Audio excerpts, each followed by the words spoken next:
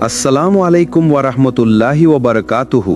আপনার হৃদয়ের আলো জ্বালাতে কুরআন ও হাদিসের আলোকে সাজানো অনুপ্রেরণামূলক গল্প, উপদেশ আর সত্যের বার্তা নিয়ে হাজির সিরাত আত-তাকওয়া। যারা এখনও আমাদের চ্যানেলটি সাবস্ক্রাইব করেননি, সাবস্ক্রাইব করে নেবেন, যাতে আমাদের হৃদয়ের আলো জ্বালানো সব আলোচনা সবার আগে আপনার কাছে পৌঁছায়। প্রিয় ভাই ও বোনেরা, আমরা প্রায়ই জীবনকে নিয়ে হতাশ হয়ে যাই, ভাবি সব কিছু কেন আমার বিপরীতে যায়। কিন্তু মনে রাখুন, যা কিছু ঘটছে তা অনেক আগেই লিখে রাখা হয়েছে। আল্লাহ বলেন, আমি কিয়ামত আসার আগেই সব কিছু এক কিতাবে লিখে রেখেছি, নিশ্চয়ই এটা আল্লাহর জন্য সহজ। সূরা হাদিদ 22। ধরুন, এক তরুণ খুব চেষ্টা করছে একটি চাকরি পাওয়ার জন্যে। দিনরাত পড়াশোনা, প্রস্তুতি, ইন্টারভিউ সব করেছে, কিন্তু চাকরিটা অন্য কেউ পেয়ে গেল। তরুণটি ভেঙে পড়ল, কিন্তু কয়েক মাস পরে দেখা গেল যেই কোম্পানিতে সে ঢুকতে চেয়েছিল সেই কোম্পানিই বন্ধ হয়ে গেল। তখন সে বুঝল, আল্লাহ তাকে ব্যর্থ করেননি, বরং বিপদ থেকে বাঁচিয়েছেন। ভাগ্যের লেখা এমন কিছু যেটা কখনো মুছে যায় না। মানুষ চেষ্টা করবে, কিন্তু চূড়ান্ত ফলাফল সবসময় আল্লাহর হাতে। রাসূল সাল্লাল্লাহু আলাইহি ওয়াসাল্লাম বলেছেন, প্রত্যেক মানুষ জন্ম নেয়ার আগে তার রিজিক, তার মৃত্যু, তার কাজ এবং সে সুখী হবে না দুঃখী হবে সব কিছু লেখা হয়ে যায়। বুখারী ও মুসলিম। তাহলে কেন আমরা দুশ্চিন্তা করব? আমরা করব শুধু চেষ্টা, আর বাকিটা ছেড়ে দেব আল্লাহর হাতে। কারণ আল্লাহর লেখা আমাদের ক্ষতির জন্য নয়, বরং আমাদের কল্যাণের জন্যে। তাকদীর কেন বদলানো যায় না, আর দুয়া কিভাবে তাকদীরের ভেতরে কল্যাণ নিয়ে আসে? তাকদীর বদলায় না কেন? অনেকেই ভাবে, তাহলে আমি দুয়া করব কেন, চেষ্টা করব কেন, যদি সব কিছু লিখে রাখা থাকে? উত্তর হলো হ্যাঁ, তাকদীর বদলানো যায় না, কিন্তু আল্লাহ তাকদীরের ভেতরেই দুয়া ও আমলকে লিখে রেখেছেন। অর্থাৎ তুমি যদি দুয়া করো, সেই দুয়াটাও আল্লাহ আগেই লিখে রেখেছেন, আর সেই দুয়ার ফলাফলও আগেই নির্ধারিত। রাসূল সাল্লাল্লাহু আলাইহি ওয়াসাল্লাম বলেছেন, কোনো কিছুই তাকদীরকে প্রতিহত করতে পারে না, শুধুমাত্র দুয়া পারে।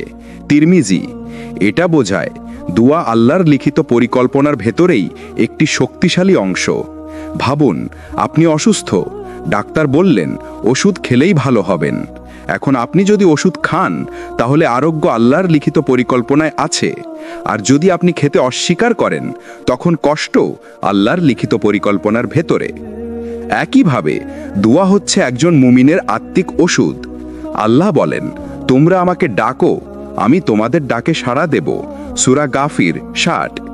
এই আয়াত প্রমাণ করে যে আল্লাহ আমাদের দুয়া শোনেন এবং সেই অনুযায়ী কল্যাণ এনে দেন।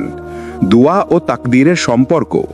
মনে রাখুন, আমরা কখনোই আল্লাহর লেখা থেকে বের হতে পারি না, তবে আমাদের দুয়া সেই লেখার ভিতরেই আমাদের জন্য রহমতের দরজা খুলে দেয়। যেমন একজন মানুষ দুয়া করল, আল্লাহ আমাকে হালাল রিজিক দাও। আল্লাহ যদি চাইতেন, তার রিজিক হারাম পথে দেওয়ার ঝুঁকি ছিল, কিন্তু দুয়ার কারণে আল্লাহ তার পথ হালাল রিজিকে ঘুরিয়ে দিলেন। তাহলে এখন থেকে কখনো ভাববেন না যে সব লিখে রাখা আছে, আমি আর দোয়া করব না, বরং বলবেন যা কিছু লেখা আছে তাতে যেন কল্যাণ থাকে, সেই জন্য আমি আল্লাহর কাছে প্রার্থনা করব। আপনার দোয়াই হতে পারে আপনার ভবিষ্যতের সুখের চাবি। আল্লাহ কেন আমাদের জীবনে দেরি করেন? কেন অনেক কিছু আমরা চাই কিন্তু সাথে সাথে পাই না?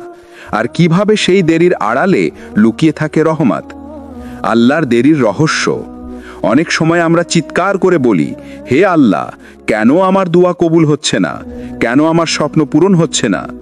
কিন্তু আসল সত্যটা হলো, আল্লাহ দেরি করেন, ফেলে রাখেন না। কুরআনে আল্লাহ বলেন, তোমরা এমন কিছু ভালোবাসতে পারো যা তোমাদের জন্য ক্ষতিকর, আবার এমন কিছু অপছন্দ করতে পারো যা তোমাদের জন্য কল্যাণকর। আল্লাহ জানেন, অথচ তোমরা জানো না। সূরা বাকারা 216। ধরুন, এক তরুণ শিশু আগুনকে খুব সুন্দর মনে পড়ে। সে হয়তো কাঁদছে আগুন নিয়ে খেলতে। তার মা যদি তাকে আগুন ছুঁতে দেয়, শিশু পুড়ে যাবে। তাই মা জোর করে তাকে বাঁচিয়ে রাখে। আমাদের জীবনেও তাই। আমরা কোনো কিছু পেতে আকুল হই, কাঁদি, চাই, কিন্তু আল্লাহ জানেন সেটা হয়তো আমাদের জন্য ক্ষতিকর। তাই তিনি দেরি করেন বা অন্য কোনো পথে আমাদের কল্যাণ এনে দেন। রাসূল সাল্লাল্লাহু আলাইহি ওয়াসাল্লাম বলেছেন, আল্লাহর বান্দা যখন দোয়া করে, আল্লাহ তিনভাবে তার দোয়া কবুল করেন। সাথে সাথে যা চেয়েছে তা দিয়ে দেন, তার জন্য আরো ভালো কিছু লিখে দেন, অথবা তার থেকে কোনো বিপদ দূর করে দেন। মুসলিম। দেখলেন, আপনার দোয়া কখনোই নষ্ট হয় না, বরং হয় আপনার জীবনের সুখ, নয়তো বিপদ থেকে মুক্তির ভাল হয়ে দাঁড়ায়। ভাই আমার, বোন আমার, আল্লাহর দেরি আসলে ধৈর্যের পরীক্ষা। তিনি দেখতে চান তুমি কি আল্লাহর প্রতি ভরসা রাখছো, তুমি কি কষ্টের মাঝেও আল্লাহর সাথে সংযুক্ত আছো, নাকি শুধু চাইবার সময়ই আল্লাহকে মনে করো। ধৈর্যের ফল সবসময় মিষ্টি হয়। তুমি হয়তো এখন কাঁদছো, ব্যর্থতার মুখ দেখছো, কিন্তু জানো কি, ঠিক এই অশ্রুই তোমাকে শক্তিশালী করে তুলছে। এই কষ্টই তোমার অন্তরের অহংকার ভেঙে দিয়ে তোমাকে আল্লাহর কাছে আরো কাছে টেনে নিচ্ছে। আপনি হয়তো চাকরি খুঁজছেন, পাচ্ছেন না। আল্লাহ হয়তো চান আপনি সেই ভুল জায়গায় ঢুকে বিপদে না পড়েন। একটু দেরি করেই তিনি আপনাকে এমন একটি সুযোগ দেবেন যা হবে আপনাকে মানানসই এবং বরকতময়। আপনি হয়তো বিয়ের জন্য দোয়া করছেন, কিন্তু দেরি হচ্ছে।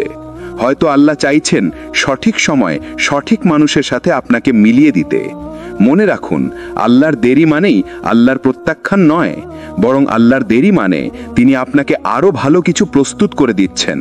তাই কখনো দোয়া করা বন্ধ করবেন না, কখনো হতাশ হবেন না, বরং বলবেন, হে আল্লাহ, আমি জানি তুমি দেরি করছো, কিন্তু তোমার দেরির আড়ালেই আমার রহমত আছে।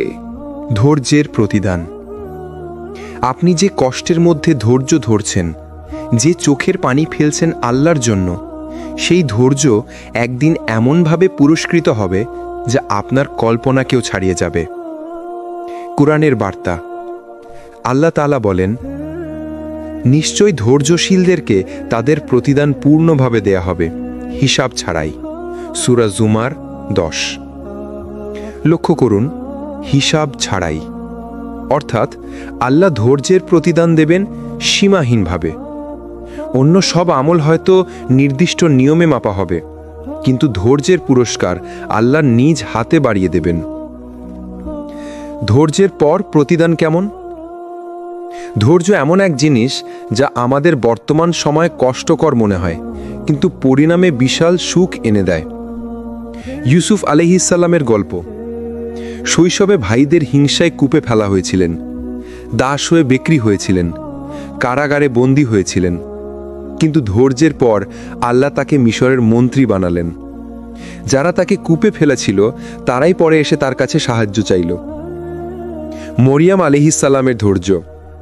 সমাজের কঠিন অভিযোগের মুখে একা দাঁড়িয়েছিলেন, কিন্তু আল্লাহ তার কোলে নবী ঈসা আলাইহিস সালামকে দিলেন।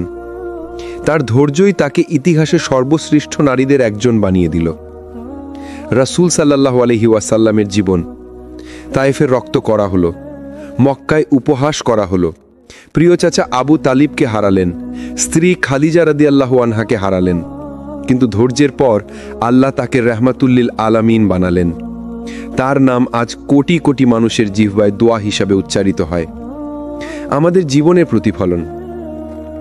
আপনার কষ্ট হয়তো এখন অসহনীয় লাগছে, হয়তো আপনি অর্থকষ্টে আছেন, হয়তো মানুষ আপনাকে অপমান করছে, হয়তো দুনিয়ার দৌড়ে পিছিয়ে পড়েছেন, কিন্তু জানুন, যদি ধৈর্য ধরতে পারেন, আল্লাহ আপনাকে এমন প্রতিদান দেবেন যা আপনি স্বপ্নেও ভাবেননি। রাসূল সাল্লাল্লাহু আলাইহি ওয়াসাল্লামের হাদিস।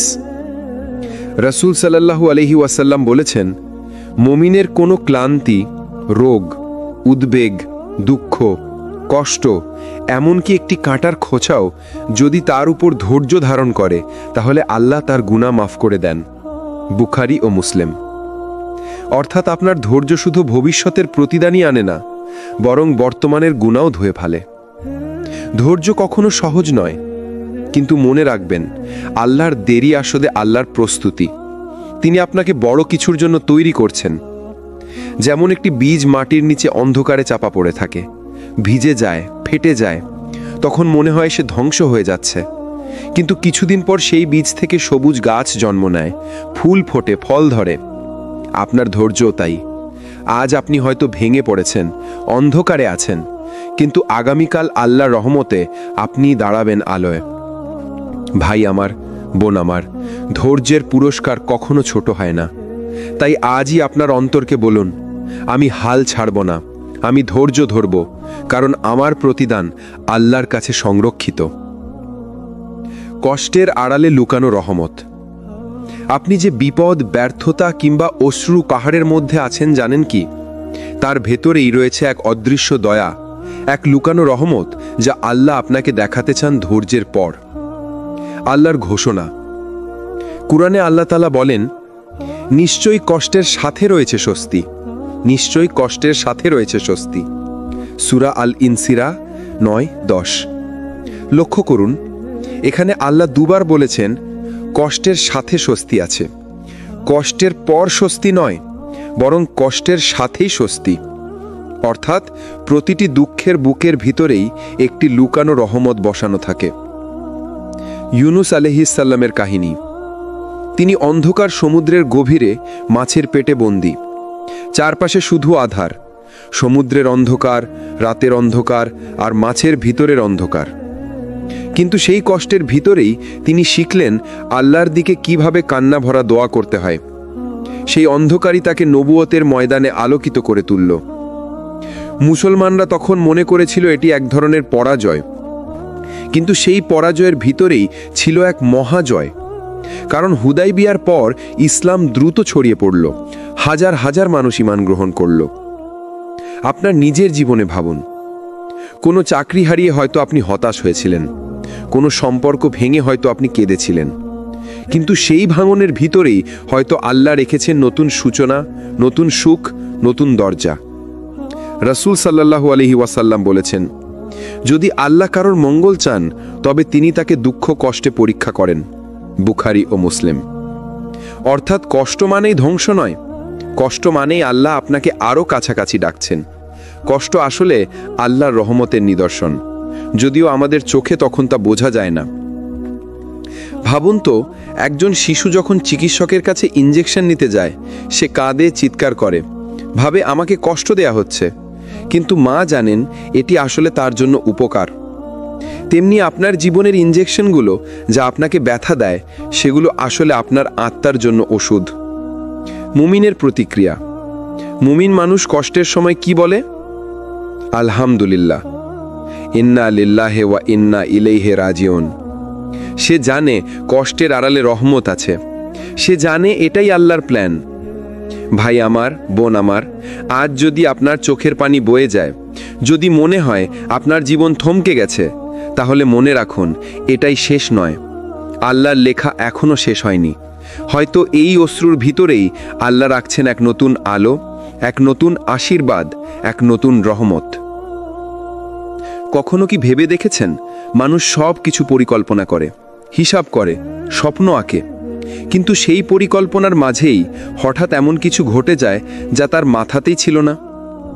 একজন মানুষ হয়তো চাকরির ইন্টারভিউ দিতে যাচ্ছে, মনে মনে সব প্রস্তুতি, কিন্তু ঠিক সেই সকালে অসুস্থ হয়ে গেল। আরেকজন হয়তো পরীক্ষার হলে বসেছে, কিন্তু প্রশ্নপত্র আসলো একেবারেই ভিন্ন, যা সে কল্পনাও করেনি। কেউ হয়তো ভেবেছিল এই বছরেই বিয়ে করবে, কিন্তু ভাগ্যের লেখায় বিলম্ব হলো। এই সব কিছু কেন হয়? কারণ ভাগ্যের লেখা, কদর এমন কিছু যা কখনো মুছে যায় না। আল্লাহ তাআলা কুরআনে বলেছেন, কোনো বিপদই পৃথিবীতে বা তোমাদের নিজের মধ্যে আসে না, তা আমি সৃষ্টি করার আগে একটি কিতাবে লেখা না থাকলে নয়। সূরা হাদিদ 22। এই আয়াত প্রমাণ করে আপনার জীবনের প্রতিটি ঘটনা, প্রতিটি হাসি কান্না, প্রতিটি সাফল্য ব্যর্থতা আল্লাহ আগে থেকে লিখে রেখেছেন। মানুষ ভাবে সে যদি আর একটু চেষ্টা করত তাহলে হয়তো ভালো হতো, কিন্তু না, চেষ্টা অবশ্যই জরুরি, তবে তার ফলাফল নির্ধারণ করেন আল্লাহ।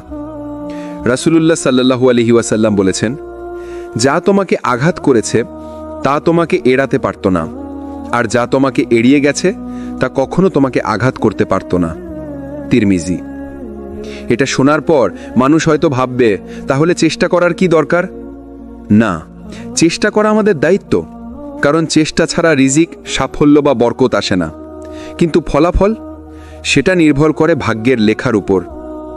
মক্কার এক ব্যবসায়ী ভেবেছিলেন তার জীবনের সফলতা একদিন বড় ব্যবসায়ী হওয়ার মধ্যে, কিন্তু আল্লাহর লেখা ছিল সে মদিনায় হিজরত করবে, রাসূল সাল্লাল্লাহু আলাইহি ওয়াসাল্লামের সাহাবী হবে, আর তার নাম লেখা থাকবে ইতিহাসে।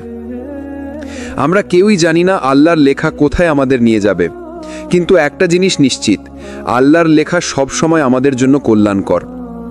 কষ্টে ধৈর্য ধরুন, কারণ সেটাও আল্লাহর লেখা। আনন্দে শুকরিয়া দিন, কারণ সেটাও আল্লাহর লেখা।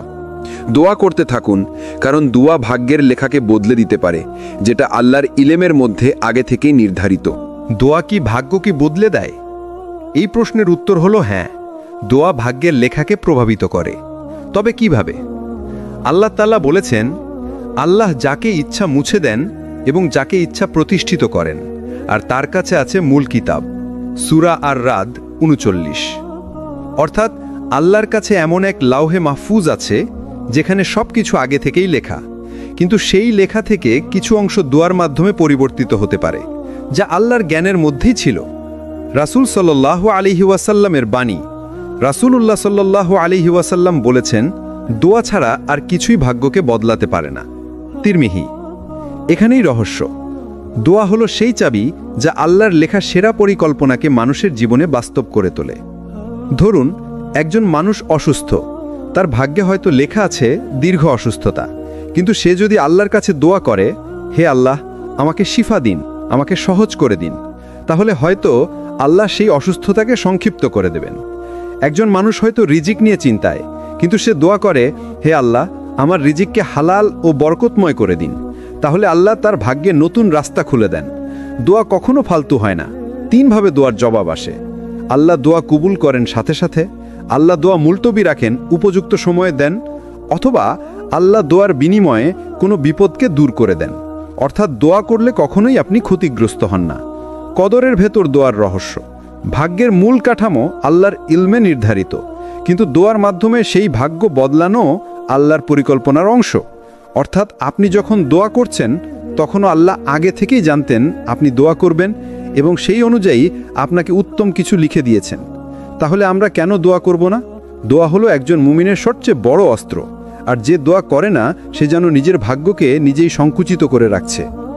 যখন জিহ্বা চুপ থাকে কিন্তু হৃদয় আল্লাহর সাথে কথা বলে। কোরআনে অনেক বান্দার কথা বলা হয়েছে যারা তাদের দোয়া মুখে প্রকাশ করতে পারেননি। যেমন জাকারিয়া আলাইহিসসালাম যখন সন্তানের জন্য দোয়া করেছিলেন, তিনি তার রবকে ধীর স্বরে ডাকলেন। সূরা মারিয়াম ৩। এখানে ধীর স্বর মানে শুধু ঠোঁট নাড়ানোই নয়, বরং অন্তরের কান্না। নীরব দোয়ার রহস্য। কখনো কখনো মানুষ এমন অবস্থায় পড়ে যেখানে জিহ্বা দিয়ে আর কিছু বলা যায় না। মনে হয়, আল্লাহ, আমি আর কিছু বলতে পারছি না, আপনি নিজেই জানেন আমার কষ্ট। এই অবস্থায় আসলে সবচেয়ে শক্তিশালী দোয়া, কারণ তখন জিহ্বা নয়, হৃদয় কথা বলে। আর আল্লাহ তো বলেছেন, আমি মানুষের অন্তরের কথা জানি, সে তো আমি তার গলায় ধমনী থেকেও অধিক নিকটবর্তী। সূরা কাফ ১৬। রাসূল সাল্লাল্লাহু আলাইহি ওয়াসাল্লামের শিক্ষা। রাসূলুল্লাহ সাল্লাল্লাহু আলাইহি ওয়াসাল্লাম বলেছেন, নিশ্চয়ই তোমাদের রব লাজুক ও দানশীল। যখন তার বান্দা হাত উঁচু করে দোয়া করে, তিনি তা খালি ফিরিয়ে দিতে লজ্জা পান। আবু দাউদ। অর্থাৎ জিহ্বা নাড়াতে না পারলেও যখন বান্দা অন্তর দিয়ে হাত তুলে নেয়, আল্লাহ লজ্জা পান তাকে ফিরিয়ে দিতে। হৃদয়ের দোয়া বনাম মুখের দোয়া। দুই ধরনের দোয়া আছে। জিহ্বার দোয়া, যেখানে মুখে শব্দ উচ্চারণ করা হয়। হৃদয়ের দোয়া, যেখানে শুধু অন্তর কান্না করে আর আল্লাহ তা শোনেন। হৃদয়ের দোয়া কখনো মিথ্যা হয় না, কারণ হৃদয়ের ব্যথা সাজানো যায় না, লুকানো যায় না। কখনো কখনো আপনার চারপাশের মানুষ বুঝবে না আপনি কতটা কষ্টে আছেন। আপনি হয়তো কারো কাছে কিছু বলতেও পারবেন না, কিন্তু মনে রাখবেন, চুপ থেকেও আপনি আল্লাহর কাছে বলতে পারেন, কারণ দোয়া শব্দের মাধ্যমে নয়, বরং হৃদয়ের কান্নার মাধ্যমেও পৌঁছে যায়। কেন আল্লাহ কখনো কখনো দেরি করেন দোয়া কবুল করতে? কোরআনের শিক্ষা। আল্লাহ বলেন, মানুষ দুর্বিপাকে পড়লে আমাকে ডাকতে থাকে, বসে, দাঁড়িয়ে কিংবা শুয়ে, কিন্তু আমি যখন বিপদ দূর করি তখন সে এমন চলে যায় যেন কখনো কোনো কষ্টে আমাকে ডাকেইনি। সূরা ইউনুস ১২। এই আয়াত আমাদের শেখায়, আল্লাহ দেরি করেন যেন আমরা সত্যিকারের বান্দা হই, কেবল বিপদের সময়ের বান্দা না। আল্লাহর পরিকল্পনার রহস্য। আমরা ভাবি আল্লাহ তো দোয়া শুনলেন না, কিন্তু বাস্তব হলো আল্লাহ শুনেছেন, তবে আপনার জন্য সঠিক সময় বেছে নিয়েছেন। রাসূলুল্লাহ সাল্লাল্লাহু আলাইহি ওয়াসাল্লাম বলেছেন, তোমাদের দোয়া কবুল করা হয় যদি না তোমরা তাড়াহুড়া করো। বুখারী, মুসলিম। তাড়াহুড়া মানে কি?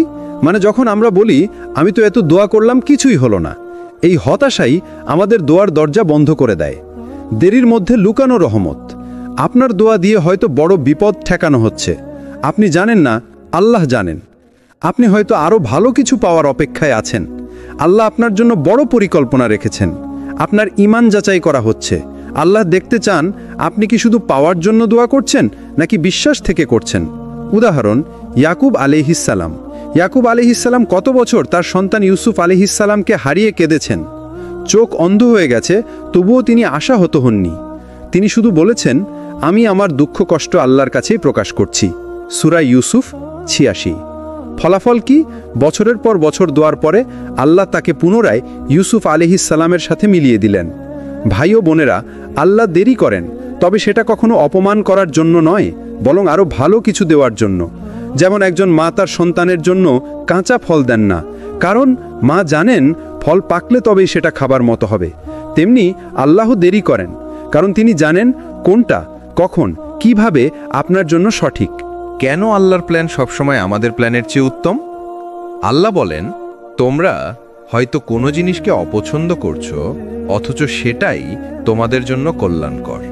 আবার তোমরা হয়তো কোনো জিনিসকে পছন্দ করছো, অথচ সেটাই তোমাদের জন্য মন্দ। আর আল্লাহ জানেন, তোমরা জানো না। সূরা বাকারা ২১৬। এই আয়াত প্রমাণ করে আমরা যতই পরিকল্পনা করি না কেন, আল্লাহর পরিকল্পনাই সর্বশ্রেষ্ঠ। মানুষের সীমিত জ্ঞান বনাম আল্লাহর অসীম জ্ঞান। আমরা সামনের ২ কদম পর্যন্ত দেখতে পাই, কিন্তু আল্লাহ অতীত, বর্তমান, ভবিষ্যৎ সব একসাথে দেখেন। আমরা অনেক সময় তাড়াহুড়ো করে চাই, হে আল্লাহ আমাকে এই চাকরিটা দাও, হে আল্লাহ আমাকে এই মানুষটার সাথে জুড়ে দাও। কিন্তু আল্লাহ যদি জানেন এই চাকরিটা আপনার ঈমান নষ্ট করবে, এই সম্পর্ক আপনাকে ধ্বংস করে দেবে, তাহলে তিনি সেই জিনিস আপনাকে দেন না। কারণ তিনি জানেন আপনার জন্য কোনটা নিরাপদ, কোনটা ভালো, আর কোনটা আখেরাতেও উপকারী। মূসা আলাইহিসসালামকে আল্লাহ এমন পরিস্থিতিতে ফেলেছিলেন যেখানে ফেরাউনের সৈন্যরা সামনে আর সমুদ্র পেছনে। মানুষ ভাবল এখানেই তো শেষ, কিন্তু ঠিক তখনই আল্লাহ এমন দরজা খুললেন যা মানুষের চিন্তার বাইরে। সমুদ্র দ্বিখণ্ডিত হল। এটাই প্রমাণ করে যখন সব পথ বন্ধ হয়ে যায়, তখনই আল্লাহর পরিকল্পনা কাজ করে। হয়তো আপনি ভেবেছেন এই চাকরি না পেলে আমি শেষ, কিন্তু কয়েক মাস পরই আল্লাহ এমন একটা চাকরি দিলেন যেটা আপনাকে সম্মান, সুখ আর শান্তি এনে দিল। হয়তো আপনি কেঁদেছেন, এই সম্পর্ক ভেঙে গেল, আমার জীবন শেষ, কিন্তু আল্লাহ হয়তো সেই সম্পর্ক ভেঙে দিয়ে আপনাকে এমন কাউকে দিয়েছেন যে আপনাকে প্রকৃত অর্থে সুখী করবে। ভাই ও বোনেরা, মনে রাখবেন আল্লাহর প্ল্যান সব সময় সেরা। কখনো দেরি মনে হবে, কখনো কঠিন মনে হবে, কিন্তু শেষে বুঝবেন যেটা আপনি হারালেন সেটা আসলে আপনার জন্য ক্ষতিকর ছিল, আর যেটা পেলেন সেটা আপনার ঈমান আর জীবনের জন্য কল্যাণকর ছিল। আল্লাহর প্ল্যান সব সময় আমাদের জন্য সেরা। কিন্তু আজকেরই পর্বে আমরা আলোচনা করব কিভাবে ধৈর্য ধরে আল্লাহর পরিকল্পনার জন্য অপেক্ষা করতে হয়। ধৈর্যের অর্থ, ধৈর্য মানে শুধু কাদা বা চুপ করে বসে থাকা নয়। ধৈর্য মানে হলো নিজেকে আল্লাহর হাতে সমর্পণ করা, আল্লাহর হুকুম মানা, কষ্টের মাঝেও হার না মানা। আল্লাহ কুরআনে বলেছেন, নিশ্চয়ই আল্লাহ ধৈর্যশীলদের সাথেই আছেন। সূরা বাকারা ১৫৩। এখানে আল্লাহ প্রতিশ্রুতি দিয়েছেন, যদি আপনি ধৈর্যশীল হন তবে আল্লাহ আপনাকে একা ছেড়ে দিবেন না, তিনি আপনার সাথে থাকবেন। ধৈর্য ধরা মানে কি?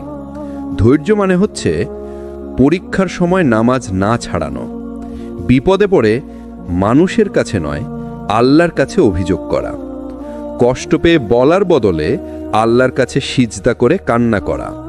রাসূলুল্লাহ সাল্লাল্লাহু আলাইহি ওয়াসাল্লাম বলেছেন, ধৈর্য হলো প্রথম আঘাতের মুহূর্তে। বুখারী ও মুসলিম। অর্থাৎ যখন হঠাৎ বিপদ আসে তখনই যদি আপনি আল্লাহর নাম নেন, সেটাই আসল ধৈর্য। উদাহরণ, ইয়াকুব আলাইহিসসালাম। ইয়াকুব আলাইহিসসালাম তার প্রিয় ছেলে ইউসুফ আলাইহিসসালামকে হারিয়েছিলেন, কিন্তু তিনি কখনো হতাশ হননি। তিনি বলেছিলেন, আমি শুধু আল্লাহর কাছেই আমার দুঃখ ও কষ্ট প্রকাশ করি। সূরা ইউসুফ ৮৬। বছরের পর বছর অপেক্ষার পর আল্লাহ তাকে ইউসুফ আলাইহিসসালামের সাথে আবার মিলিত করেছিলেন। এটা প্রমাণ করে ধৈর্য কখনো বৃথা যায় না। হয়তো আপনি চান দ্রুত রিজিক বেড়ে যাক, কিন্তু আল্লাহ হয়তো দেরি করছেন কারণ তিনি আপনাকে হালাল ও পরিশুদ্ধ রিজিক দিতে চান। হয়তো আপনি চান একটা সমস্যা এখনই শেষ হয়ে যাক, কিন্তু আল্লাহ সেই সমস্যার মাধ্যমে আপনার হৃদয় নরম করছেন, আপনাকে সিজদায় ফিরিয়ে আনছেন।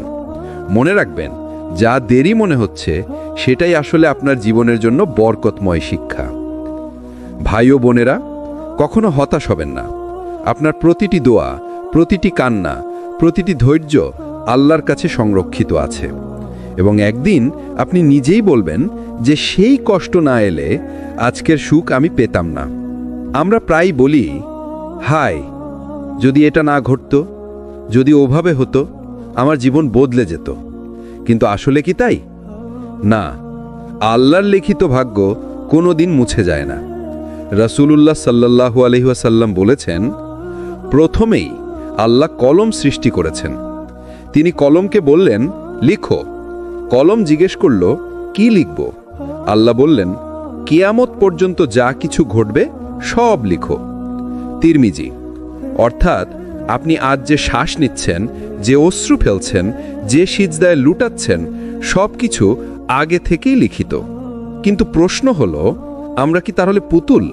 আমাদের চেষ্টার কোনো দাম নেই? না, ইসলাম আমাদের শিখিয়েছে চেষ্টা করা আমাদের দায়িত্ব, আর ফলাফল আল্লাহর হাতে। কুরআনে আল্লাহ বলেন, মানুষের জন্য সেই চেষ্টা আছে যা সে করেছে। সূরা নাজম ৩৯। অর্থাৎ আপনি চেষ্টা না করলে আপনার নামে কোনো কাজ লেখা হবে না, কিন্তু আপনি চেষ্টা করলে ফলাফল যেভাবেই আসুক সেটি আপনার কল্যাণের জন্য। ধরুন, আপনি একটি চাকরির জন্য আবেদন করলেন, ইন্টারভিউ দিলেন, দোয়া করলেন, নামাজ পড়লেন, কিন্তু ফলাফল এলো আপনি সিলেক্টেড হননি। তখন শয়তান ফিসফিস করবে, দেখো আল্লাহ তোমাকে দিলেন না, ভাগ্য তোমার খারাপ। কিন্তু প্রকৃত মুমিন বুঝবে, আল্লাহ আমাকে বাঁচিয়ে দিলেন এমন জায়গা থেকে যেখানে হয়তো ঈমানের ক্ষতি হতো, হয়তো হারামায়ে জড়িয়ে পড়তাম, কিংবা আমার হৃদয় ভেঙে যেত। তাহলে শিক্ষা কি? যা ঘটে তাতে আফসোস নয়, তাওয়াক্কুল। যা আসেনি তাতে হতাশা নয়, ধৈর্য। যা আল্লাহ লিখে দিয়েছেন তাতেই শান্তি। একটা কথা মনে রাখুন, আপনার চোখে হয়তো আজকের ব্যর্থতা কষ্টদায়ক, কিন্তু আল্লাহর লেখায় আজকের ব্যর্থতাই হয়তো আগামী দিনের সাফল্যের বীজ। রসূল সাল্লাল্লাহু আলাইহি ওয়াসাল্লাম বলেছেন, আশ্চর্য মুমিনের অবস্থা, তার প্রতিটি ব্যাপারই কল্যাণকর। সুখ এলে সে শুকরিয়া করে, তাতে কল্যাণ। দুঃখ এলে সে ধৈর্য ধরে, তাতেও কল্যাণ। ভাগ্যের লেখা কখনো মুছে যায় না, কিন্তু দোয়া, ধৈর্য আর তাওয়াক্কুলের মাধ্যমে আপনি সেই ভাগ্যের ভেতরে সৌন্দর্য দেখতে পাবেন। একটা প্রশ্ন আমাদের মনে আসে, আল্লাহ চাইলেই তো আমাদের জীবন ফুলের বাগান বানাতে পারেন, তাহলে কেন কখনো কখনো তিনি আমাদের কাঁদান? উত্তর লুকিয়ে আছে কুরআনের গভীরে। আল্লাহ বলেন, তিনিই হাসান, তিনিই কাঁদান। সূরা নাজম ৪৩। অর্থাৎ কান্নাও আল্লাহর নিয়ন্ত্রণে। কিন্তু কেন তিনি কাঁদান? কারণ কান্নার ভেতরেই আছে রহমতের দরজা। কান্না হলো নরম হৃদয়ের পরিচয়। রাসূলুল্লাহ সাল্লাল্লাহু আলাইহি ওয়াসাল্লাম বলেছেন, যার চোখ আল্লাহর ভয়ে অশ্রু ফেলে, সেই চোখকে আল্লাহ জাহান্নামের আগুন থেকে হারাম করে দেবেন। অর্থাৎ আপনার যে অশ্রু, সেটি বিফলে যায় না। মানুষ হয়তো দেখে না, বুঝতে পারে না, কিন্তু আসমানের ফেরেশতারা সেই অশ্রু রেকর্ড করে রাখে। আপনি হয়তো রাতের বেলা সিজদায় পড়ে কাঁদলেন, হে আল্লাহ, আমি আর পারছি না। মানুষ জানল না, বন্ধুরা দেখল না, কেউ বুঝল না, কিন্তু আসমান কেঁপে উঠল আপনার কান্নায়, কারণ সেই কান্না পৌঁছালো আল্লাহর দরবারে। কেন? কান্নাই রহমতের দরজা। কান্না হৃদয়ের অহংকার ভেঙে দেয়। কান্না আপনাকে দোয়ার কাছে নিয়ে যায়। কান্না আপনাকে মানুষের নয়, আল্লাহর উপর ভরসা করতে শেখায়। কান্না পাপকে গলিয়ে ফেলে, যেমন লবণ পানি গলিয়ে ফেলে। এক মা তার সন্তানের কান্না শুনে দৌড়ে যায়, তাহলে যিনি ৭০ জন মায়ের চেয়েও বেশি দয়ালু, তিনি কি আপনার কান্নায় দৌড়ে আসবেন না? আল্লাহর রহমত এত বিশাল যে হয়তো আপনার এক ফোঁটা অশ্রুই আপনার ভাগ্যের কঠিন লেখা বদলে দেয়। আপনি জানেন না, কিন্তু আল্লাহ জানেন। কান্নাকে দুর্বলতা ভাববেন না, এটা আপনার ঈমানের চিহ্ন, এটা আপনার আল্লাহর সাথে সম্পর্কের প্রমাণ। তাহলে কান্নার পর কি করবেন? দোয়া করবেন, তাওয়াক্কুল করবেন, আর বিশ্বাস করবেন আল্লাহ আপনার অশ্রু অপচয় হতে দেন না। এমন সময় নিশ্চয় আপনার জীবনে এসেছে যখন সব কিছু বন্ধ মনে হয়েছে। চাকরির দরজা বন্ধ, রিজিকের রাস্তা বন্ধ, মানুষের সাহায্য বন্ধ, এমনকি নিজের পরিবারও বুঝতে পারেনি আপনাকে। ঠিক তখনই মনে হয়েছে আমার তো আর কোনো পথ নেই। কিন্তু ভুলবেন না, দুনিয়ার দরজা বন্ধ হওয়া মানে শেষ নয়, বরং সেটাই হলো আল্লাহর পরীক্ষা। আপনি কি আসমানের দিকে তাকাবেন নাকি মানুষের দিকে হাত বাড়াবেন? আসমানের দরজা সবসময় খোলা থাকে। আল্লাহ নিজে কুরআনে বলেছেন, তোমরা আমাকে ডাকো, আমি তোমাদের ডাকে সাড়া দেব। সূরা গাফির 40-60। কোনো মানুষই আপনাকে 24 ঘন্টা শোনে না, কোনো মানুষই আপনাকে সবসময় উত্তর দেয় না, কিন্তু আল্লাহ আছেন যিনি দিনের পর দিন, রাতের পর রাত আপনাকে শুনে যান। একটা দৃশ্য কল্পনা করুন, আপনি সিজদায় পড়ে কাঁদছেন, আপনার চোখের পানি গড়িয়ে মাটিতে পড়ছে, কেউ জানছে না, কেউ দেখছে না, কিন্তু আসমানের দরজা খুলে যাচ্ছে। ফেরেশতারা আপনার দোয়া আল্লাহর কাছে তুলে দিচ্ছে, আর আল্লাহ যিনি আরশের উপরে, তিনি শোনেন, তিনি দেরি করেন কিন্তু ফিরিয়ে দেন না।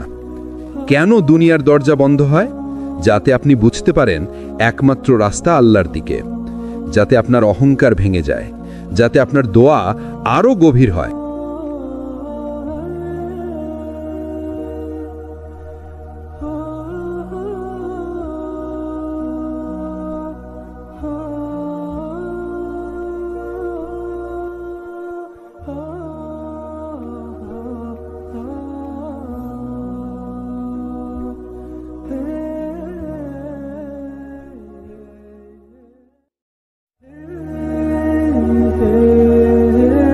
আসসালামু আলাইকুম ওয়ারাহমতুল্লাহি ওয়াবারাকাতুহু। আপনার হৃদয়ের আলো জ্বালাতে কুরআন ও হাদিসের আলোকে সাজানো অনুপ্রেরণামূলক গল্প, উপদেশ আর সত্যের বার্তা নিয়ে হাজির সিরাত আত-তাকওয়া। যারা এখনও আমাদের চ্যানেলটি সাবস্ক্রাইব করেননি, সাবস্ক্রাইব করে নেবেন, যাতে আমাদের হৃদয়ের আলো জ্বালানো সব আলোচনা সবার আগে আপনার কাছে পৌঁছায়। প্রিয় ভাই ও বোনেরা, আমরা প্রায়ই জীবনকে নিয়ে হতাশ হয়ে যাই, ভাবি সব কিছু কেন আমার বিপরীতে যায়। কিন্তু মনে রাখুন, যা কিছু ঘটছে তা অনেক আগেই লিখে রাখা হয়েছে। আল্লাহ বলেন, আমি কিয়ামত আসার আগেই সব কিছু এক কিতাবে লিখে রেখেছি, নিশ্চয়ই এটা আল্লাহর জন্য সহজ। সূরা হাদিদ 22। ধরুন, এক তরুণ খুব চেষ্টা করছে একটি চাকরি পাওয়ার জন্যে, দিনরাত পড়াশোনা, প্রস্তুতি, ইন্টারভিউ সব করেছে, কিন্তু চাকরিটা অন্য কেউ পেয়ে গেল। তরুণটি ভেঙে পড়ল, কিন্তু কয়েক মাস পরে দেখা গেল যেই কোম্পানিতে সে ঢুকতে চেয়েছিল সেই কোম্পানিই বন্ধ হয়ে গেল। তখন সে বুঝল আল্লাহ তাকে ব্যর্থ করেননি, বরং বিপদ থেকে বাঁচিয়েছেন। ভাগ্যের লেখা এমন কিছু যেটা কখনো মুছে যায় না। মানুষ চেষ্টা করবে, কিন্তু চূড়ান্ত ফলাফল সবসময় আল্লাহর হাতে। রাসূল সাল্লাল্লাহু আলাইহি ওয়াসাল্লাম বলেছেন, প্রত্যেক মানুষ জন্ম নেয়ার আগে তার রিজিক, তার মৃত্যু, তার কাজ এবং সে সুখী হবে না দুঃখী হবে সব কিছু লেখা হয়ে যায়। বুখারী ও মুসলিম। তাহলে কেন আমরা দুশ্চিন্তা করব? আমরা করব শুধু চেষ্টা, আর বাকিটা ছেড়ে দেব আল্লাহর হাতে। কারণ আল্লাহর লেখা আমাদের ক্ষতির জন্য নয়, বরং আমাদের কল্যাণের জন্যে। তাকদীর কেন বদলানো যায় না? আর দুয়া কিভাবে তাকদীরের ভেতরে কল্যাণ নিয়ে আসে? তাকদীর বদলায় না কেন? অনেকেই ভাবে, তাহলে আমি দুয়া করব কেন, চেষ্টা করব কেন, যদি সব কিছু লিখে রাখা থাকে? উত্তর হলো হ্যাঁ, তাকদীর বদলানো যায় না, কিন্তু আল্লাহ তাকদীরের ভেতরেই দুয়া ও আমলকে লিখে রেখেছেন। অর্থাৎ তুমি যদি দোয়া করো, সেই দোয়াটাও আল্লাহ আগেই লিখে রেখেছেন, আর সেই দোয়ার ফলাফলও আগেই নির্ধারিত। রাসূল সাল্লাল্লাহু আলাইহি ওয়াসাল্লাম বলেছেন, কোনো কিছুই তাকদীরকে প্রতিহত করতে পারে না, শুধুমাত্র দোয়া পারে। তিরমিজি। এটা বোঝায় দোয়া আল্লাহর লিখিত পরিকল্পনার ভেতরেই একটি শক্তিশালী অংশ। ভাবুন, আপনি অসুস্থ, ডাক্তার বললেন ওষুধ খেলেই ভালো হবেন। এখন আপনি যদি ওষুধ খান তাহলে আরোগ্য আল্লাহর লিখিত পরিকল্পনায় আছে, আর যদি আপনি খেতে অস্বীকার করেন তখন কষ্ট আল্লাহর লিখিত পরিকল্পনার ভেতরে। একইভাবে দোয়া হচ্ছে একজন মুমিনের আত্মিক ওষুধ। আল্লাহ বলেন, তোমরা আমাকে ডাকো, আমি তোমাদের ডাকে সাড়া দেব। সূরা গাফির 60। এই আয়াত প্রমাণ করে যে আল্লাহ আমাদের দোয়া শোনেন এবং সেই অনুযায়ী কল্যাণ এনে দেন। দোয়া ও তাকদীরের সম্পর্ক। মনে রাখুন, আমরা কখনোই আল্লাহর লেখা থেকে বের হতে পারি না, তবে আমাদের দোয়া সেই লেখার ভিতরেই আমাদের জন্য রহমতের দরজা খুলে দেয়। যেমন একজন মানুষ দোয়া করল, আল্লাহ আমাকে হালাল রিজিক দাও। আল্লাহ যদি চাইতেন তার রিজিক হারাম পথে দেওয়ার ঝুঁকি ছিল, কিন্তু দুয়ার কারণে আল্লাহ তার পথ হালাল রিজিকে ঘুরিয়ে দিলেন। তাহলে এখন থেকে কখনো ভাববেন না যে সব লিখে রাখা আছে, আমি আর দোয়া করব না। বরং বলবেন, যা কিছু লেখা আছে তাতে যেন কল্যাণ থাকে, সেই জন্য আমি আল্লাহর কাছে প্রার্থনা করব। আপনার দোয়াই হতে পারে আপনার ভবিষ্যতের সুখের চাবি। আল্লাহ কেন আমাদের জীবনে দেরি করেন? কেন অনেক কিছু আমরা চাই কিন্তু সাথে সাথে পাই না? আর কিভাবে সেই দেরির আড়ালে লুকিয়ে থাকে রহমত? আল্লাহর দেরির রহস্য। অনেক সময় আমরা চিৎকার করে বলি, হে আল্লাহ, কেন আমার দোয়া কবুল হচ্ছে না? কেন আমার স্বপ্ন পূরণ হচ্ছে না? কিন্তু আসল সত্যটা হলো, আল্লাহ দেরি করেন, ফেলে রাখেন না। কুরআনে আল্লাহ বলেন, তোমরা এমন কিছু ভালোবাসতে পারো যা তোমাদের জন্য ক্ষতিকর, আবার এমন কিছু অপছন্দ করতে পারো যা তোমাদের জন্য কল্যাণকর। আল্লাহ জানেন, অথচ তোমরা জানো না। সূরা বাকারা 216। ধরুন, এক তরুণ শিশু আগুনকে খুব সুন্দর মনে পড়ে। সে হয়তো কাঁদছে আগুন নিয়ে খেলতে। তার মা যদি তাকে আগুন ছুঁতে দেয়, শিশু পুড়ে যাবে। তাই মা জোর করে তাকে বাঁচিয়ে রাখে। আমাদের জীবনেও তাই। আমরা কোনো কিছু পেতে আকুল হই, কাঁদি, চাই, কিন্তু আল্লাহ জানেন সেটা হয়তো আমাদের জন্য ক্ষতিকর। তাই তিনি দেরি করেন বা অন্য কোনো পথে আমাদের কল্যাণ এনে দেন। রাসূল সাল্লাল্লাহু আলাইহি ওয়াসাল্লাম বলেছেন, আল্লাহর বান্দা যখন দোয়া করে, আল্লাহ 3 ভাবে তার দোয়া কবুল করেন। সাথে সাথে যা চেয়েছে তা দিয়ে দেন, তার জন্য আরো ভালো কিছু লিখে দেন, অথবা তার থেকে কোনো বিপদ দূর করে দেন। মুসলিম। দেখলেন, আপনার দোয়া কখনোই নষ্ট হয় না, বরং হয় আপনার জীবনের সুখ, নয়তো বিপদ থেকে মুক্তির ভাল হয়ে দাঁড়ায়। ভাই আমার, বোন আমার, আল্লাহর দেরি আসলে ধৈর্যের পরীক্ষা। তিনি দেখতে চান তুমি কি আল্লাহর প্রতি ভরসা রাখছো, তুমি কি কষ্টের মাঝেও আল্লাহর সাথে সংযুক্ত আছো, নাকি শুধু চাইবার সময়ই আল্লাহকে মনে করো। ধৈর্যের ফল সব সময় মিষ্টি হয়। তুমি হয়তো এখন কাঁদছো, ব্যর্থতার মুখ দেখছো, কিন্তু জানো কি, ঠিক এই অশ্রুই তোমাকে শক্তিশালী করে তুলছে। এই কষ্টই তোমার অন্তরের অহংকার ভেঙে দিয়ে তোমাকে আল্লাহর কাছে আরো কাছে টেনে নিচ্ছে। আপনি হয়তো চাকরি খুঁজছেন, পাচ্ছেন না। আল্লাহ হয়তো চান আপনি সেই ভুল জায়গায় ঢুকে বিপদে না পড়েন। একটু দেরি করেই তিনি আপনাকে এমন একটি সুযোগ দেবেন যা হবে আপনাকে মানানসই এবং বরকতময়। আপনি হয়তো বিয়ের জন্য দোয়া করছেন, কিন্তু দেরি হচ্ছে। হয়তো আল্লাহ চাইছেন সঠিক সময় সঠিক মানুষের সাথে আপনাকে মিলিয়ে দিতে।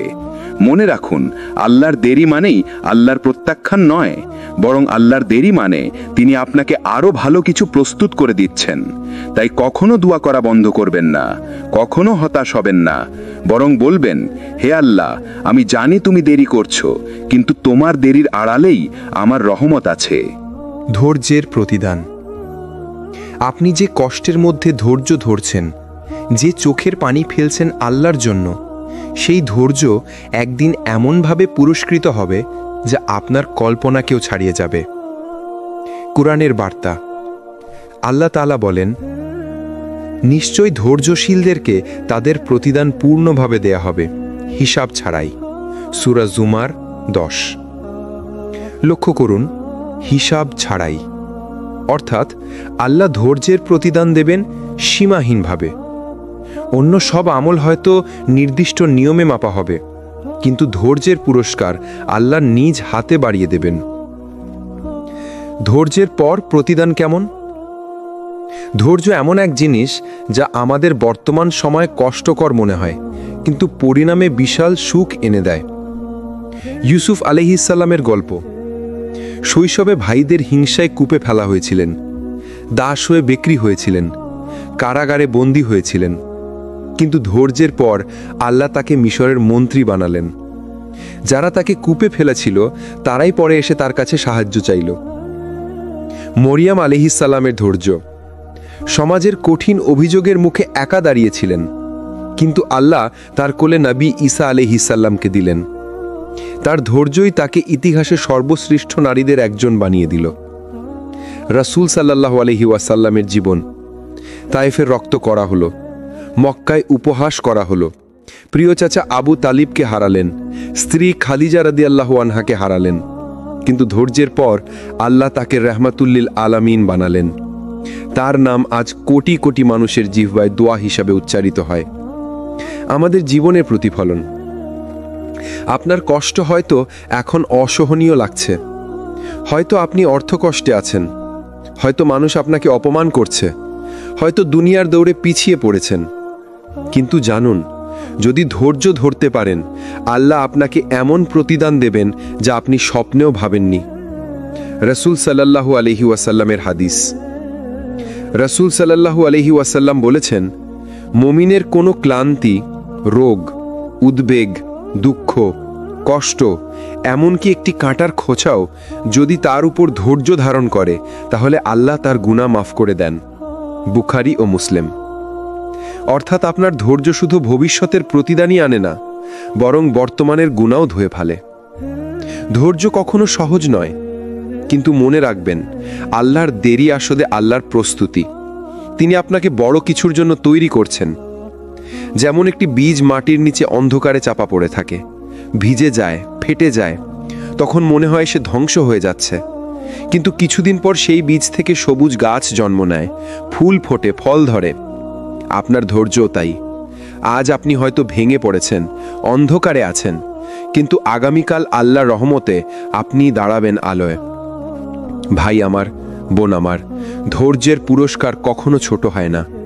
তাই আজই আপনার অন্তরকে বলুন, আমি হাল ছাড়ব না, আমি ধৈর্য ধরব, কারণ আমার প্রতিদান আল্লাহর কাছে সংরক্ষিত। কষ্টের আড়ালে লুকানো রহমত। আপনি যে বিপদ, ব্যর্থতা কিংবা অশ্রু পাহাড়ের মধ্যে আছেন জানেন কি? তার ভেতরেই রয়েছে এক অদৃশ্য দয়া, এক লুকানো রহমত, যা আল্লাহ আপনাকে দেখাতে চান ধৈর্যের পর। আল্লাহর ঘোষণা। কুরআনে আল্লাহ তাআলা বলেন, নিশ্চয়ই কষ্টের সাথে রয়েছে স্বস্তি, নিশ্চয়ই কষ্টের সাথে রয়েছে স্বস্তি। সূরা আল ইনসিরা 9-10। লক্ষ্য করুন, এখানে আল্লাহ দুবার বলেছেন কষ্টের সাথে স্বস্তি আছে। কষ্টের পর স্বস্তি নয়, বরং কষ্টের সাথেই স্বস্তি। অর্থাৎ প্রতিটি দুঃখের বুকের ভিতরেই একটি লুকানো রহমত বসানো থাকে। ইউনুস আলাইহিসসালামের কাহিনী। তিনি অন্ধকার সমুদ্রের গভীরে মাছের পেটে বন্দী। চারপাশে শুধু আধার, সমুদ্রের অন্ধকার, রাতের অন্ধকার আর মাছের ভিতরের অন্ধকার। কিন্তু সেই কষ্টের ভিতরেই তিনি শিখলেন আল্লাহর দিকে কিভাবে কান্না ভরা দোয়া করতে হয়। সেই অন্ধকারই তাকে নবুয়তের ময়দানে আলোকিত করে তুলল। মুসলমানরা তখন মনে করেছিল এটি এক ধরনের পরাজয়, কিন্তু সেই পরাজয়ের ভিতরেই ছিল এক মহাজয়। কারণ হুদাইবিয়ার পর ইসলাম দ্রুত ছড়িয়ে পড়ল, হাজার হাজার মানুষ ঈমান গ্রহণ করল। আপনার নিজের জীবনে ভাবুন, কোনো চাকরি হারিয়ে হয়তো আপনি হতাশ হয়েছিলেন, কোনো সম্পর্ক ভেঙে হয়তো আপনি কেঁদেছিলেন, কিন্তু সেই ভাঙনের ভিতরেই হয়তো আল্লাহ রেখেছেন নতুন সূচনা, নতুন সুখ, নতুন দরজা। রাসূল সাল্লাল্লাহু আলাইহি ওয়াসাল্লাম বলেছেন, যদি আল্লাহ কারোর মঙ্গল চান তবে তিনি তাকে দুঃখ কষ্টে পরীক্ষা করেন। বুখারী ও মুসলিম। অর্থাৎ কষ্ট মানেই ধ্বংস নয়, কষ্ট মানেই আল্লাহ আপনাকে আরও কাছাকাছি ডাকছেন। কষ্ট আসলে আল্লাহর রহমতের নিদর্শন, যদিও আমাদের চোখে তখন তা বোঝা যায় না। ভাবুন তো, একজন শিশু যখন চিকিৎসকের কাছে ইঞ্জেকশন নিতে যায়, সে কাঁদে, চিৎকার করে, ভাবে আমাকে কষ্ট দেয়া হচ্ছে, কিন্তু মা জানেন এটি আসলে তার জন্য উপকার। তেমনি আপনার জীবনের ইঞ্জেকশনগুলো যা আপনাকে ব্যথা দেয়, সেগুলো আসলে আপনার আত্মার জন্য ওষুধ। মুমিনের প্রতিক্রিয়া। মুমিন মানুষ কষ্টের সময় কি বলে? আলহামদুলিল্লাহ, ইন্না লিল্লাহি ওয়া ইন্না ইলাইহি রাজিউন।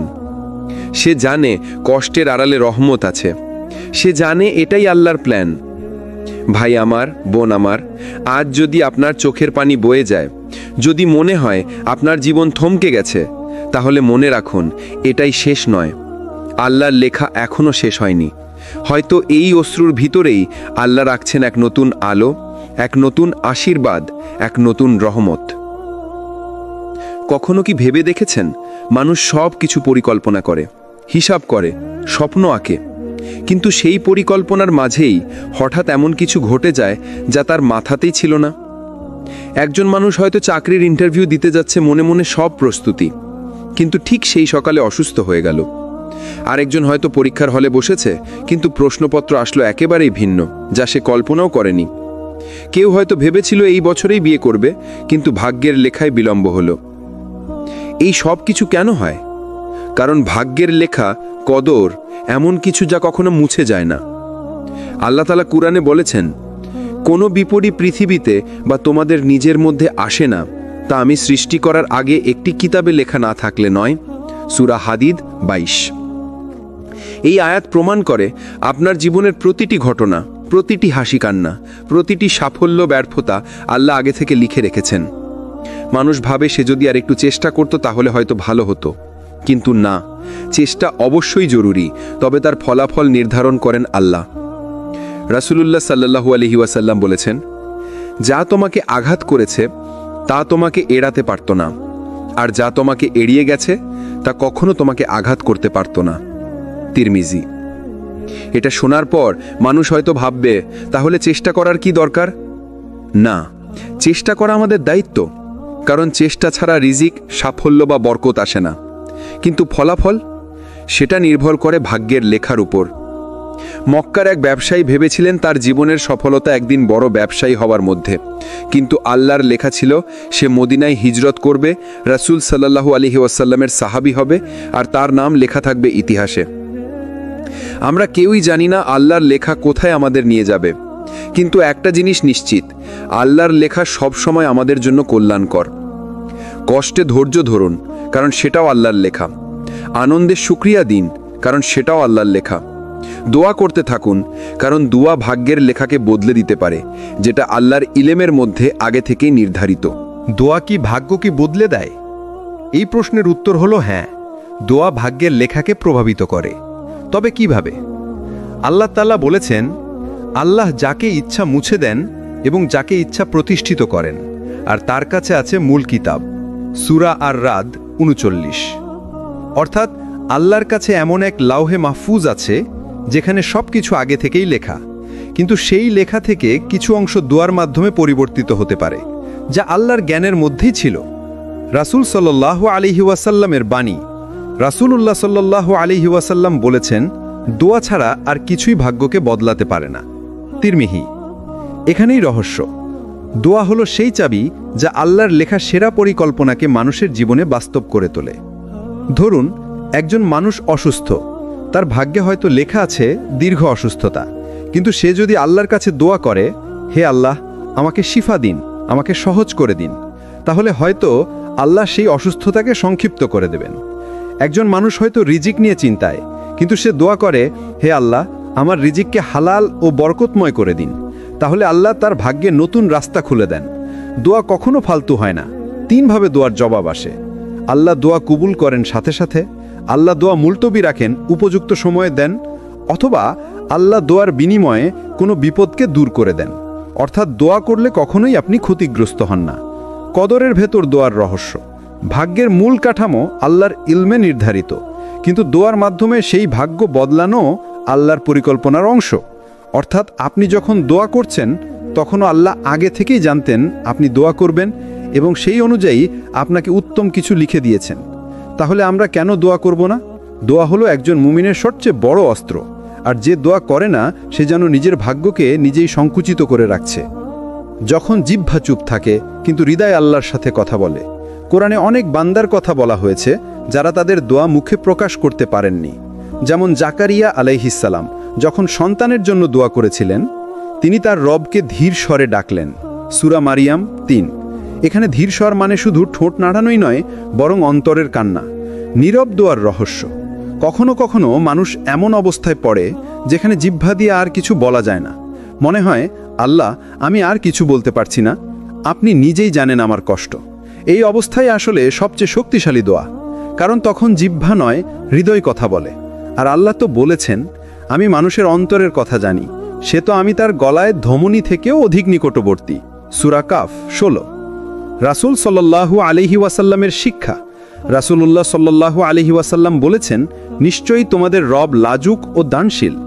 যখন তার বান্দা হাত উঁচু করে দোয়া করে, তিনি তা খালি ফিরিয়ে দিতে লজ্জা পান। আবু দাউদ। অর্থাৎ জিহ্বা নাড়াতে না পারলেও যখন বান্দা অন্তর দিয়ে হাত তুলে নেয়, আল্লাহ লজ্জা পান তাকে ফিরিয়ে দিতে। হৃদয়ের দোয়া বনাম মুখের দোয়া। দুই ধরনের দোয়া আছে। জিহ্বার দোয়া, যেখানে মুখে শব্দ উচ্চারণ করা হয়। হৃদয়ের দোয়া, যেখানে শুধু অন্তর কান্না করে আর আল্লাহ তা শোনেন। হৃদয়ের দোয়া কখনো মিথ্যা হয় না, কারণ হৃদয়ের ব্যথা সাজানো যায় না, লুকানো যায় না। কখনো কখনো আপনার চারপাশের মানুষ বুঝবে না আপনি কতটা কষ্টে আছেন। আপনি হয়তো কারো কাছে কিছু বলতেও পারবেন না, কিন্তু মনে রাখবেন, চুপ থেকেও আপনি আল্লাহর কাছে বলতে পারেন, কারণ দোয়া শব্দের মাধ্যমে নয়, বরং হৃদয়ের কান্নার মাধ্যমেও পৌঁছে যায়। কেন আল্লাহ কখনো কখনো দেরি করেন দোয়া কবুল করতে? কোরআনের শিক্ষা। আল্লাহ বলেন, মানুষ দুর্বিপাকে পড়লে আমাকে ডাকতে থাকে, বসে, দাঁড়িয়ে কিংবা শুয়ে, কিন্তু আমি যখন বিপদ দূর করি তখন সে এমন চলে যায় যেন কখনো কোনো কষ্টে আমাকে ডাকেইনি। সূরা ইউনুস 12। এই আয়াত আমাদের শেখায়, আল্লাহ দেরি করেন যেন আমরা সত্যিকারের বান্দা হই, কেবল বিপদের সময়ের বান্দা না। আল্লাহর পরিকল্পনার রহস্য। আমরা ভাবি আল্লাহ তো দোয়া শুনলেন না, কিন্তু বাস্তব হলো আল্লাহ শুনেছেন, তবে আপনার জন্য সঠিক সময় বেছে নিয়েছেন। রাসূলুল্লাহ সাল্লাল্লাহু আলাইহি ওয়াসাল্লাম বলেছেন, তোমাদের দোয়া কবুল করা হয় যদি না তোমরা তাড়াহুড়া করো। বুখারী, মুসলিম। তাড়াহুড়া মানে কি? মানে যখন আমরা বলি, আমি তো এত দোয়া করলাম, কিছুই হলো না। এই হতাশাই আমাদের দোয়ার দরজা বন্ধ করে দেয়। দেরির মধ্যে লুকানো রহমত। আপনার দোয়া দিয়ে হয়তো বড় বিপদ ঠেকানো হচ্ছে, আপনি জানেন না, আল্লাহ জানেন। আপনি হয়তো আরও ভালো কিছু পাওয়ার অপেক্ষায় আছেন। আল্লাহ আপনার জন্য বড় পরিকল্পনা রেখেছেন। আপনার ঈমান যাচাই করা হচ্ছে। আল্লাহ দেখতে চান আপনি কি শুধু পাওয়ার জন্য দোয়া করছেন নাকি বিশ্বাস থেকে করছেন। উদাহরণ, ইয়াকুব আলাইহিসসালাম। ইয়াকুব আলাইহিসসালাম কত বছর তার সন্তান ইউসুফ আলাইহিসসালামকে হারিয়ে কেঁদেছেন। চোখ অন্ধ হয়ে গেছে, তবুও তিনি আশাহত হননি। তিনি শুধু বলেছেন, আমি আমার দুঃখ কষ্ট আল্লাহর কাছেই প্রকাশ করছি। সূরা ইউসুফ 86। ফলাফল কি? বছরের পর বছর দোয়ার পরে আল্লাহ তাকে পুনরায় ইউসুফ আলাইহিসসালামের সাথে মিলিয়ে দিলেন। ভাই ও বোনেরা, আল্লাহ দেরি করেন, তবে সেটা কখনো অপমান করার জন্য নয়, বরং আরও ভালো কিছু দেওয়ার জন্য। যেমন একজন মা তার সন্তানের জন্য কাঁচা ফল দেন না, কারণ মা জানেন ফল পাকলে তবেই সেটা খাবার মতো হবে। তেমনি আল্লাহ দেরি করেন, কারণ তিনি জানেন কোনটা, কখন, কিভাবে আপনার জন্য সঠিক। কেন আল্লাহর প্ল্যান সবসময় আমাদের প্ল্যানের চেয়ে উত্তম? আল্লাহ বলেন, তোমরা হয়তো কোনো জিনিসকে অপছন্দ করছো, অথচ সেটাই তোমাদের জন্য কল্যাণকর। আবার তোমরা হয়তো কোনো জিনিসকে পছন্দ করছো, অথচ সেটাই তোমাদের জন্য মন্দ। আর আল্লাহ জানেন, তোমরা জানো না। সূরা বাকারা 216। এই আয়াত প্রমাণ করে, আমরা যতই পরিকল্পনা করি না কেন, আল্লাহর পরিকল্পনাই সর্বশ্রেষ্ঠ। মানুষের সীমিত জ্ঞান বনাম আল্লাহর অসীম জ্ঞান। আমরা সামনের 2 কদম পর্যন্ত দেখতে পাই, কিন্তু আল্লাহ অতীত, বর্তমান, ভবিষ্যৎ সব একসাথে দেখেন। আমরা অনেক সময় তাড়াহুড়ো করে চাই, হে আল্লাহ আমাকে এই চাকরিটা দাও, হে আল্লাহ আমাকে এই মানুষটার সাথে জুড়ে দাও। কিন্তু আল্লাহ যদি জানেন এই চাকরিটা আপনার ঈমান নষ্ট করবে, এই সম্পর্ক আপনাকে ধ্বংস করে দেবে, তাহলে তিনি সেই জিনিস আপনাকে দেন না। কারণ তিনি জানেন আপনার জন্য কোনটা নিরাপদ, কোনটা ভালো, আর কোনটা আখেরাতেও উপকারী। মূসা আলাইহিসসালামকে আল্লাহ এমন পরিস্থিতিতে ফেলেছিলেন যেখানে ফেরাউনের সৈন্যরা সামনে আর সমুদ্র পেছনে। মানুষ ভাবল এখানেই তো শেষ, কিন্তু ঠিক তখনই আল্লাহ এমন দরজা খুললেন যা মানুষের চিন্তার বাইরে। সমুদ্র দ্বিখণ্ডিত হল।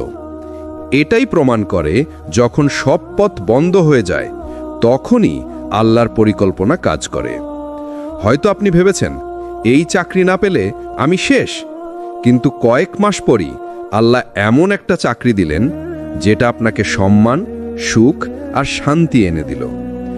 হয়তো আপনি কেঁদেছেন, এই সম্পর্ক ভেঙে গেল, আমার জীবন শেষ, কিন্তু আল্লাহ হয়তো সেই সম্পর্ক ভেঙে দিয়ে আপনাকে এমন কাউকে দিয়েছেন যে আপনাকে প্রকৃত অর্থে সুখী করবে। ভাই ও বোনেরা, মনে রাখবেন, আল্লাহর প্ল্যান সব সময় সেরা। কখনো দেরি মনে হবে, কখনো কঠিন মনে হবে, কিন্তু শেষে বুঝবেন যেটা আপনি হারালেন সেটা আসলে আপনার জন্য ক্ষতিকর ছিল, আর যেটা পেলেন সেটা আপনার ঈমান আর জীবনের জন্য কল্যাণকর ছিল। আল্লাহর প্ল্যান সব সময় আমাদের জন্য সেরা। কিন্তু আজকেরই পর্বে আমরা আলোচনা করব কিভাবে ধৈর্য ধরে আল্লাহর পরিকল্পনার জন্য অপেক্ষা করতে হয়। ধৈর্যের অর্থ, ধৈর্য মানে শুধু কাদা বা চুপ করে বসে থাকা নয়। ধৈর্য মানে হলো নিজেকে আল্লাহর হাতে সমর্পণ করা, আল্লাহর হুকুম মানা, কষ্টের মাঝেও হার না মানা। আল্লাহ কুরআনে বলেছেন, নিশ্চয়ই আল্লাহ ধৈর্যশীলদের সাথেই আছেন। সূরা বাকারা 153। এখানে আল্লাহ প্রতিশ্রুতি দিয়েছেন, যদি আপনি ধৈর্যশীল হন তবে আল্লাহ আপনাকে একা ছেড়ে দিবেন না, তিনি আপনার সাথে থাকবেন। ধৈর্য ধরা মানে কি? ধৈর্য মানে হচ্ছে পরীক্ষার সময় নামাজ না ছাড়ানো, বিপদে পড়ে মানুষের কাছে নয় আল্লাহর কাছে অভিযোগ করা, কষ্ট পেয়ে বলার বদলে আল্লাহর কাছে সিজদা করে কান্না করা। রাসূলুল্লাহ সাল্লাল্লাহু আলাইহি ওয়াসাল্লাম বলেছেন, ধৈর্য হলো প্রথম আঘাতের মুহূর্তে। বুখারী ও মুসলিম। অর্থাৎ যখন হঠাৎ বিপদ আসে তখনই যদি আপনি আল্লাহর নাম নেন, সেটাই আসল ধৈর্য। উদাহরণ, ইয়াকুব আলাইহিসসালাম।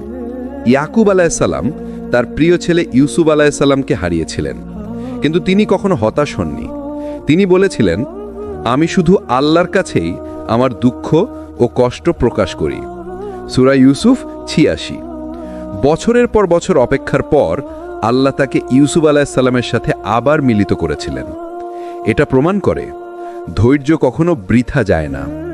হয়তো আপনি চান দ্রুত রিজিক বেড়ে যাক, কিন্তু আল্লাহ হয়তো দেরি করছেন কারণ তিনি আপনাকে হালাল ও পরিশুদ্ধ রিজিক দিতে চান। হয়তো আপনি চান একটা সমস্যা এখনই শেষ হয়ে যাক, কিন্তু আল্লাহ সেই সমস্যার মাধ্যমে আপনার হৃদয় নরম করছেন, আপনাকে সিজদায় ফিরিয়ে আনছেন। মনে রাখবেন, যা দেরি মনে হচ্ছে সেটাই আসলে আপনার জীবনের জন্য বরকতময় শিক্ষা। ভাই ও বোনেরা, কখনো হতাশ হবেন না। আপনার প্রতিটি দোয়া, প্রতিটি কান্না, প্রতিটি ধৈর্য আল্লাহর কাছে সংরক্ষিত আছে, এবং একদিন আপনি নিজেই বলবেন যে সেই কষ্ট না এলে আজকের সুখ আমি পেতাম না। আমরা প্রায় বলি, হায় যদি এটা না ঘটতো, যদি ওভাবে হতো, আমার জীবন বদলে যেত। কিন্তু আসলে কি তাই? না, আল্লাহর লিখিত ভাগ্য কোনো দিন মুছে যায় না। রাসূলুল্লাহ সাল্লাল্লাহু আলাইহি ওয়াসাল্লাম বলেছেন, প্রথমেই আল্লাহ কলম সৃষ্টি করেছেন। তিনি কলমকে বললেন, লিখো। কলম জিজ্ঞেস করল, কি লিখব? আল্লাহ বললেন, কিয়ামত পর্যন্ত যা কিছু ঘটবে সব লিখো। তিরমিজি। অর্থাৎ আপনি আজ যে শ্বাস নিচ্ছেন, যে অশ্রু ফেলছেন, যে সিজদায় লুটাচ্ছেন, সব কিছু আগে থেকেই লিখিত। কিন্তু প্রশ্ন হলো, আমরা কি তাহলে পুতুল? আমাদের চেষ্টার কোনো দাম নেই? না, ইসলাম আমাদের শিখিয়েছে চেষ্টা করা আমাদের দায়িত্ব, আর ফলাফল আল্লাহর হাতে। কুরআনে আল্লাহ বলেন, মানুষের জন্য সেই চেষ্টা আছে যা সে করেছে। সূরা নাজম 39। অর্থাৎ আপনি চেষ্টা না করলে আপনার নামে কোনো কাজ লেখা হবে না, কিন্তু আপনি চেষ্টা করলে ফলাফল যেভাবেই আসুক সেটি আপনার কল্যাণের জন্য। ধরুন, আপনি একটি চাকরির জন্য আবেদন করলেন, ইন্টারভিউ দিলেন, দোয়া করলেন, নামাজ পড়লেন, কিন্তু ফলাফল এলো আপনি সিলেক্টেড হননি। তখন শয়তান ফিসফিস করবে, দেখো আল্লাহ তোমাকে দিলেন না, ভাগ্য তোমার খারাপ। কিন্তু প্রকৃত মুমিন বুঝবে, আল্লাহ আমাকে বাঁচিয়ে দিলেন এমন জায়গা থেকে যেখানে হয়তো ঈমানের ক্ষতি হতো, হয়তো হারামায়ে জড়িয়ে পড়তাম, কিংবা আমার হৃদয় ভেঙে যেত। তাহলে শিক্ষা কি? যা ঘটে তাতে আফসোস নয়, তাওয়াক্কুল। যা আসেনি তাতে হতাশা নয়, ধৈর্য। যা আল্লাহ লিখে দিয়েছেন তাতেই শান্তি। একটা কথা মনে রাখুন, আপনার চোখে হয়তো আজকের ব্যর্থতা কষ্টদায়ক, কিন্তু আল্লাহর লেখায় আজকের ব্যর্থতাই হয়তো আগামী দিনের সাফল্যের বীজ। রসূল সাল্লাল্লাহু আলাইহি ওয়াসাল্লাম বলেছেন, আশ্চর্য মুমিনের অবস্থা, তার প্রতিটি ব্যাপারই কল্যাণকর। সুখ এলে সে শুকরিয়া করে, তাতে কল্যাণ। দুঃখ এলে সে ধৈর্য ধরে, তাতেও কল্যাণ। ভাগ্যের লেখা কখনো মুছে যায় না, কিন্তু দোয়া, ধৈর্য আর তাওয়াক্কুলের মাধ্যমে আপনি সেই ভাগ্যের ভেতরে সৌন্দর্য দেখতে পাবেন। একটা প্রশ্ন আমাদের মনে আসে, আল্লাহ চাইলেই তো আমাদের জীবন ফুলের বাগান বানাতে পারেন, তাহলে কেন কখনো কখনো তিনি আমাদের কাঁদান? উত্তর লুকিয়ে আছে কুরআনের গভীরে। আল্লাহ বলেন, তিনিই হাসান, তিনিই কাঁদান। সূরা নাজম 43। অর্থাৎ কান্নাও আল্লাহর নিয়ন্ত্রণে। কিন্তু কেন তিনি কাঁদান? কারণ কান্নার ভেতরেই আছে রহমতের দরজা। কান্না হলো নরম হৃদয়ের পরিচয়। রাসূলুল্লাহ সাল্লাল্লাহু আলাইহি ওয়াসাল্লাম বলেছেন, যার চোখ আল্লাহর ভয়ে অশ্রু ফেলে, সেই চোখকে আল্লাহ জাহান্নামের আগুন থেকে হারাম করে দেবেন। অর্থাৎ আপনার যে অশ্রু, সেটি বিফলে যায় না। মানুষ হয়তো দেখে না, বুঝতে পারে না, কিন্তু আসমানের ফেরেশতারা সেই অশ্রু রেকর্ড করে রাখে। আপনি হয়তো রাতের বেলা সিজদায় পড়ে কাঁদলেন, হে আল্লাহ, আমি আর পারছি না। মানুষ জানল না, বন্ধুরা দেখল না, কেউ বুঝল না, কিন্তু আসমান কেঁপে উঠল আপনার কান্নায়। কারণ সেই কান্না পৌঁছালো আল্লাহর দরবারে। কেন? কান্নাই রহমতের দরজা। কান্না হৃদয়ের অহংকার ভেঙে দেয়। কান্না আপনাকে দোয়ার কাছে নিয়ে যায়। কান্না আপনাকে মানুষের নয়, আল্লাহর উপর ভরসা করতে শেখায়। কান্না পাপকে গলিয়ে ফেলে, যেমন লবণ পানি গলিয়ে ফেলে। এক মা তার সন্তানের কান্না শুনে দৌড়ে যায়, তাহলে যিনি ৭০ জন মায়ের চেয়েও বেশি দয়ালু, তিনি কি আপনার কান্নায় দৌড়ে আসবেন না? আল্লাহর রহমত এত বিশাল যে হয়তো আপনার এক ফোঁটা অশ্রুই আপনার ভাগ্যের কঠিন লেখা বদলে দেয়। আপনি জানেন না, কিন্তু আল্লাহ জানেন। কান্নাকে দুর্বলতা ভাববেন না, এটা আপনার ঈমানের চিহ্ন, এটা আপনার আল্লাহর সাথে সম্পর্কের প্রমাণ। তাহলে কান্নার পর কি করবেন? দোয়া করবেন, তাওয়াক্কুল করবেন, আর বিশ্বাস করবেন আল্লাহ আপনার অশ্রু অপচয় হতে দেন না। এমন সময় নিশ্চয় আপনার জীবনে এসেছে যখন সবকিছু বন্ধ মনে হয়েছে। চাকরির দরজা বন্ধ, রিজিকের রাস্তা বন্ধ, মানুষের সাহায্য বন্ধ, এমনকি নিজের পরিবারও বুঝতে পারেনি আপনাকে। ঠিক তখনই মনে হয়েছে, আমার তো আর কোনো পথ নেই। কিন্তু ভুলবেন না, দুনিয়ার দরজা বন্ধ হওয়া মানে শেষ নয়, বরং সেটাই হলো আল্লাহর পরীক্ষা। আপনি কি আসমানের দিকে তাকাবেন নাকি মানুষের দিকে হাত বাড়াবেন? আসমানের দরজা সবসময় খোলা থাকে। আল্লাহ নিজে কুরআনে বলেছেন, তোমরা আমাকে ডাকো, আমি তোমাদের ডাকে সাড়া দেব। সূরা গাফির 40-60। কোনো মানুষই আপনাকে 24 ঘন্টা শোনে না, কোনো মানুষই আপনাকে সবসময় উত্তর দেয় না, কিন্তু আল্লাহ আছেন যিনি দিনের পর দিন, রাতের পর রাত আপনাকে শুনে যান। একটা দৃশ্য কল্পনা করুন, আপনি সিজদায় পড়ে কাঁদছেন, আপনার চোখের পানি গড়িয়ে মাটিতে পড়ছে, কেউ জানছে না, কেউ দেখছে না, কিন্তু আসমানের দরজা খুলে যাচ্ছে। ফেরেশতারা আপনার দোয়া আল্লাহর কাছে তুলে দিচ্ছে, আর আল্লাহ যিনি আরশের উপরে, তিনি শোনেন, তিনি দেরি করেন কিন্তু ফিরিয়ে দেন না। কেন দুনিয়ার দরজা বন্ধ হয়? যাতে আপনি বুঝতে পারেন একমাত্র রাস্তা আল্লাহর দিকে, যাতে আপনার অহংকার ভেঙে যায়, যাতে আপনার দোয়া আরও গভীর হয়।